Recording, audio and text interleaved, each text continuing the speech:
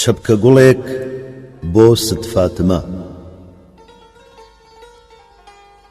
فاتمە دوو چاوی مەستت پڕ تەلیسمی جوانیە، پڕ شەرابی خۆشەویستی و عارەقی یەزدانیە.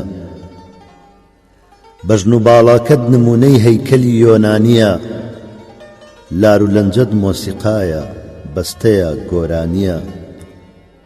بوچی ڕازاوەی خەیاڵم گیانەکەم ست فاتمە، تاقە پرشنجێکی چاوت ئەو پەڕی ئاواتمە. گەرچی دڵاری لە خاکی ئێمەدا ئەفسانەیە، هەر بە تەنیا بۆ کوڕی خاوەن تەلار و عانەیە. گیانەکەم ئەمما دڵی من لەو دڵە شێتانەیە، بێ ئەوەی هیچ شک بەرێ کوژراوی ئەو چاوانەیە.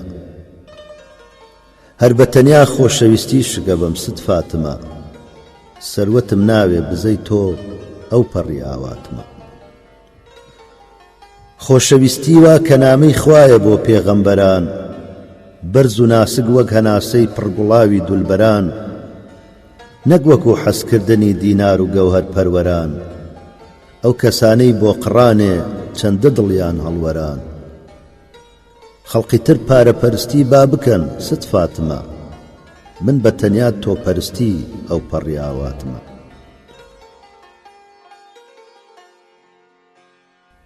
زۆر کە ڕەدهانم ئەدا داخی دەرونی پڕگڕم، بۆتی هەڵڕێژم سکاڵای ناسکی گەرم و گوڕم.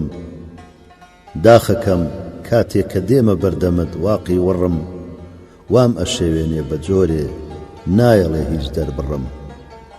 بوچی ڕازاوەی خەیاڵم گیانەکەم ست فاتمە، گوێیە بۆ ئەم ڕازە شلکەی ئەو پەڕی ئاواتمە.